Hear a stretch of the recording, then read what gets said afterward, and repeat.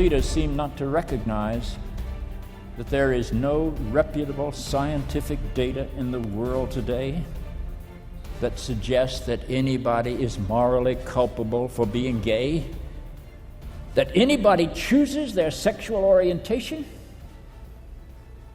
We just awaken to who we are. We don't choose. How many of those of you in this audience who are heterosexual remember the day you chose to be heterosexual? I didn't choose to be heterosexual. I just woke up one morning when I was somewhere between 12 and 13, and suddenly girls didn't seem obnoxious to me any longer. I didn't know what happened to bring that change about, but I know I began to do some strange things like comb my hair and take baths a little more frequently and use deodorant. I'd never used deodorant up until that moment, but I would have done anything to get female attention. And if somebody had said to me, "Oh, you must be heterosexual," I would have said, "I don't know what that word means." See, we didn't have homosexuals in the South, so we didn't know what a heterosexual was. And my church taught me that homosexual people were either mentally sick, so they ought to be cured. Michelle Obachman's husband still practices that strange kind of medicine. And if they were not mentally sick, they had to be morally depraved because they chose an evil lifestyle. And guess what? They quoted the Bible to prove it. Now that took some work. They quoted Leviticus. You'd be surprised how many times people write me and say, "Have you not read Leviticus?"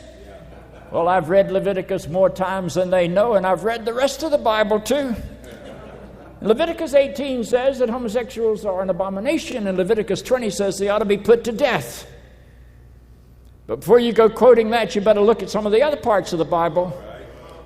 In the book of Deuteronomy, it says that if a child is willfully disobedient to his or her parents and talks back to his or her parents, they ought to be put to death. Raise your hands, how many of you would still be alive? The book of Leviticus says if you commit adultery, you shall be put to death, but I will not ask you to raise your hands if you would still be alive. It says if you worship a false god, you shall be put to death, but who's going to tell you who the true God is?